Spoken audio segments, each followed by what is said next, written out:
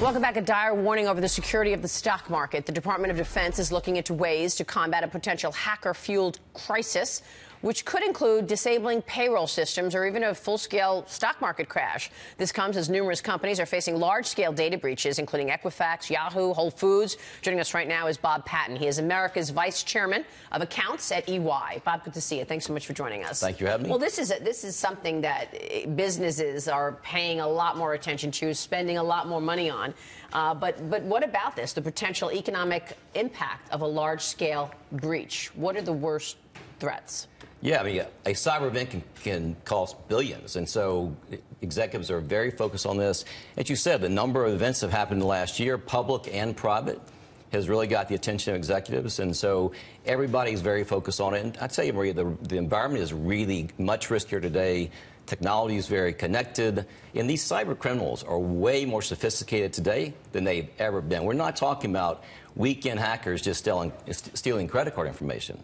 We're talking about software engineers that are sophisticated, working with organized crime, nation states, and they're stealing intellectual property and manipulating markets. So this is a really big deal. Where are the perpetrators largely? Are we talking Russia, China? I mean, where do you see the perpetrators? It's across the globe. It really is across the globe. Bob. Yeah.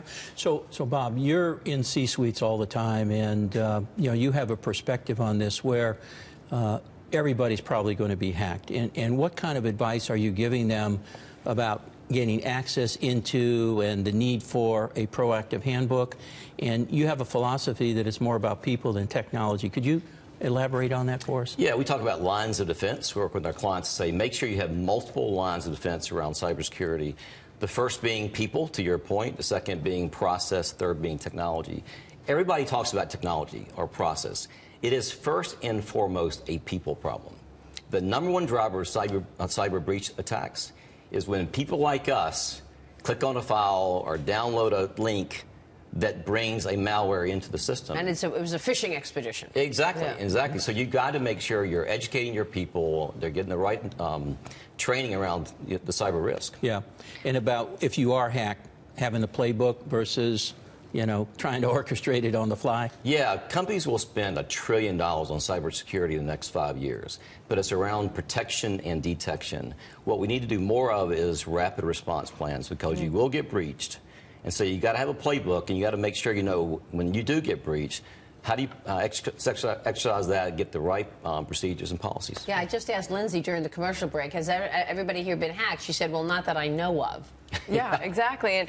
And your survey, there's a stunning stat in your survey. 86% of CIOs believe that their cybersecurity functions do not meet the needs of their organization. JP Morgan reported just last week, their CFO said that they're spending the money that they need to get ahead of these type of attacks. Is that a surprising statement to you? No, it's not. I mean, again, people are spending a lot of money on this. They're very focused on this. We talked about the education and training, but also they're spending a lot of money on, identity access management, on security patches, on data recovery, making sure you have very rigorous, very disciplined procedures to protect your environment. What is the biggest vulnerability in the United States for hacking? Is it electrical grid, or is it something else that would bring down a system? Yeah, again, the number one issue is our employees, that somebody will get social engineered into downloading a malware.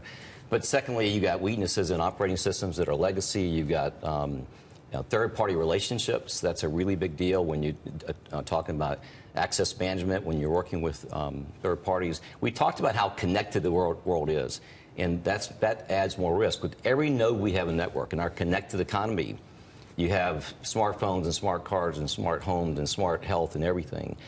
That creates access points, and every access point creates a risk.